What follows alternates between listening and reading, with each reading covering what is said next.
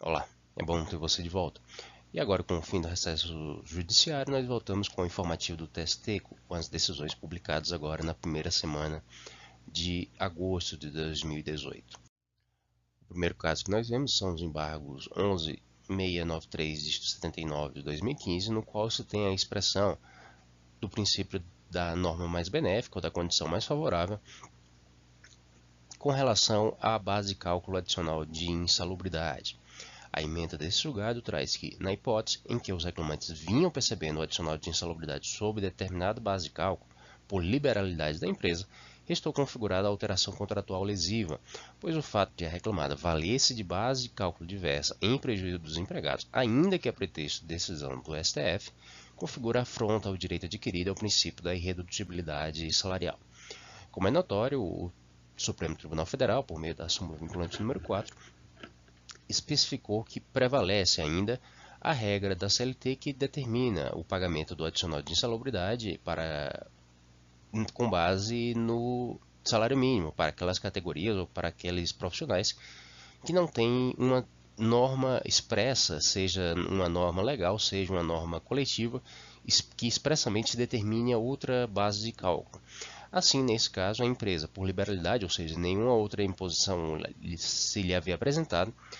passou a pagar o adicional de insalubridade com base diversa do salário mínimo. Nessa condição, não se poderia mais retroagir à situação anterior e determinar o pagamento, ainda que em consonância com o pronunciamento do STF, com base no salário mínimo. Dessa forma, então, deveria prevalecer a contingência ou a determinação decorrente da conduta anterior da empresa, qual seja a utilização de base de cálculo diversa mais favorável aos trabalhadores. Nos embargos 41.900 de 77 de 2006, nós temos a questão processual atinente à repercussão do comparecimento à audiência inaugural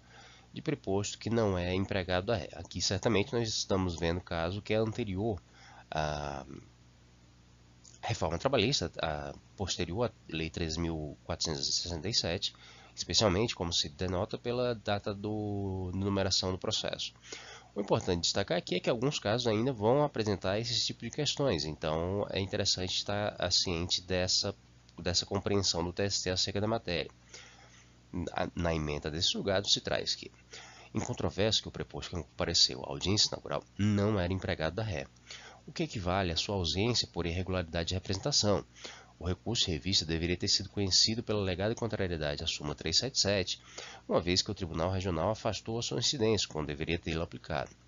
Ressalte-se que o fato de, na sessão de audiência subsequente, ter comparecido outro preposto, esse empregado da ré, não convalida o vício anterior, ou seja, não afasta a incidência do entendimento consagrado na súmula em exame, uma vez que a audiência é una e o fato de ter sido fracionado não retira a obrigação de a empresa ré estar regularmente representada, até mesmo porque, se revel fosse, por irregularidade de representação, não haveria sequer o fracionamento da audiência. Nessa contingência, prevaleceria então a regra de que o preposto deveria ser empregado da ré, aí a ausência de preposto, especialmente por falta dessa qualificação específica de manter vínculo empregatício com o empregador, acarreta a revelia e a confissão quanto à matéria de fato. Nesse caso, o Tribunal Regional tinha entendido de que a circunstância de que na audiência de instrução ou na sessão de instrução da audiência una ter comparecido esse preposto, que esse sim empregado, e nessa oportunidade haveria sim a necessidade oitiva do preposto, essa condição, essa circunstância permitiria a não aplicação do entendimento expresso na súmula 377 que comanda essa circunstância de que o preposto seja sempre empregado da ré. Uma advertência de ordem mais prática é de se ocorrer uma circunstância dessa, a necessidade então seria de que se justificar a possibilidade desse fracionamento, ou seja, de que o fato de que o preposto que compareceu à primeira audiência e que acarretaria a revelia e eventual confissão não prejudicaria a possibilidade de produção de prova posterior. Sim, haverá discussão subsequente em relação a essa matéria. Entretanto, abordado ou admitido esse entendimento expresso nesses embargos, a necessidade então de caracterização dessa diferença entre a situação aqui exposta e o caso concreto que venha a ser examinado, ou seja, a demonstração de que a mera ausência do preposto não empregado, ou da ausência completa do preposto, não prejudicaria a possibilidade de produção de provas subsequentes e, consequentemente, o preposto que viesse a comparecer, esse sim empregado da reclamada, na fase de instrução, seria ato correspondente à possibilidade do exame subsequente de fatos e provas presentes nos autos, que se trata de uma atribuição ou de uma possibilidade concedida ao juiz, mesmo no caso em que há essa revelia. No caso subsequente, no agravo nos embargos 10.650, dígito 93 de 2014, se vem uma expressão bastante particular relativamente ao pagamento de repouso semanal remunerado para professores. A ementa desse julgado traz que é certo que a jurisprudência dessa Corte Superior, consolidada na súmula 351, em interpretação aos artigos 7º, parágrafo 2º da Lei 605 e 320 da CLT, firmou-se no sentido de que o professor que recebe salário mensal à base de hora-aula tem direito ao acréscimo de 1/6 a título de repouso semanal remunerado, considerando-se para esse fim o mês de 4 semanas e meia.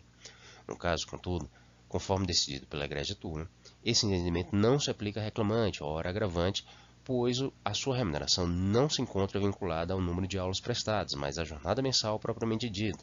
razão pela qual, nos modos da Lei 605, encontrava-se devidamente incluído o repouso semanal remunerado. Só relembrando, a Lei 605 prevê que para os trabalhadores mensalistas, ou seja, que recebem remuneração pela jornada mensal ou pela duração normal mensal, já que jornada se expressa ao tempo de trabalho realizado num determinado dia, a remuneração paga, a remuneração mensal, já incorporaria ou já estaria integrada da remuneração do repouso semanal. A regra específica para professores é essa que deriva do artigo 320 da CLT, a qual determina o acréscimo de 1/6 para o pagamento desse descanso semanal. Nessa circunstância, ou nas circunstâncias examinadas nesse caso, a remuneração dessa professora era vinculada não ao número de horas-aulas prestadas, mas à carga mensal ou à duração normal mensal propriamente dita, sem vinculação específica com o número de horas-aulas prestadas. Em consequência disso, esse pagamento mensal já estava integrado do repouso semanal. Aqui um caso, sobretudo para consolidar o entendimento que já vem sendo expresso pela SDI, nos embargos 852 de 75 de 2014, se confirma a interpretação que se vem conferindo com alguma regularidade quanto à aplicação do parágrafo 1º-A, inciso 1º, do artigo 896 da CLT. Assim, a emenda desse julgado traz que, não obstante a transcrição pela parte, em recurso de revista, do inteiro teor do capítulo do recorrido do Acórdão Regional, sem qualquer destaque, salvo expressamente sucinto, não atende ao disposto no artigo 896, parágrafo 1º-A, inciso 1º da CLT, por inexistir cotejo de tese. Havia uma certa controvérsia acerca do que se caracterizaria pela exigência no inciso A do parágrafo 1º, do inciso 1º do parágrafo 1º-A, quanto à natureza dessa indicação do trecho que corresponde ao pré-questionamento da matéria. Consolidou-se o entendimento de que é necessária a transcrição, não apenas o apontamento do trecho. Uma outra questão que vem sendo consolidada é de que não satisfaz a exigência do inciso 1º a transcrição integral do acórdão regional. E aqui, mais especificamente, não se admite a transcrição do inteiro teor do capítulo, ou seja, toda aquela fração do acórdão regional que trata de um tema específico, o tema que é objeto do recurso de revista. Deve-se lembrar como vai ser objeto de exame em vídeos subsequentes que serão publicados proximamente, que a noção, a regra advinda desse dispositivo do inciso 1º do parágrafo 1º-A, ela se prende à necessidade de que a parte identifique quais fatos foram sujeitos ao exame do Tribunal Regional. Consequentemente, identificar também qual norma foi aplicada, qual norma de direito, especificamente quanto à legislação, foi aplicada naquele caso. E o raciocínio, a conexão lógica que foi efetuada pelo Tribunal Regional no acordo regional com relação a fatos examinados e norma aplicada, ou norma aplicável, quando se verifica a rejeição de determinada norma jurídica que era pretendida pela parte.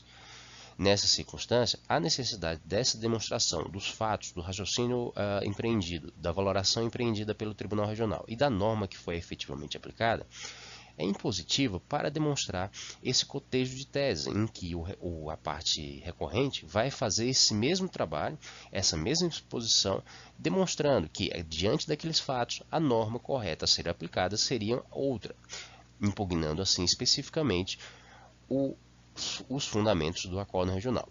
Aqui se entendeu que essa mera transcrição do capítulo, ou seja, daquela fração que trata de um determinado tema, sem qualquer destaque, salvo quando foi extremamente sucinto, não atende ao inciso 1º do parágrafo 1º-A, porque não caracterizaria então esse cotejo de tese, ou seja, a identificação específica das teses sustentadas pelo Tribunal Regional para se possibilitar o contraste com as teses veiculadas no recurso de revista da parte. E finalmente aqui também um julgado que confirma uma orientação que vem se firmando no TST, no agravo nos embargos 75800 dígito 25 de 2009, no qual se confirma a aplicabilidade da responsabilidade civil objetiva no âmbito da construção civil. Assim, a ementa desse julgado apresenta: o artigo 7º, 28 da Constituição Federal trata da garantia mínima do trabalhador e não exclui a regra do parágrafo único do artigo 927 do Código Civil, que, por sua vez, atribui uma responsabilidade civil mais ampla ao empregador, perfeitamente aplicável de forma supletiva no direito do trabalho, haja visto o princípio da norma mais favorável, somado ao fato de que o direito laboral prima pela proteção do trabalhador e pela segurança do trabalho, com a finalidade de assegurar a dignidade e a integridade física e psíquica do empregado em seu ambiente laboral, conforme jurisprudência assente nesta Corte.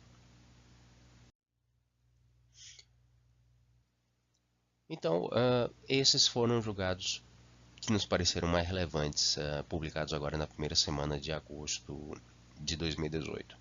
O link para essas decisões se encontra na descrição do vídeo. Bem assim, no site referido nesses links, você pode encontrar algumas outras decisões publicadas também agora em agosto de 2018,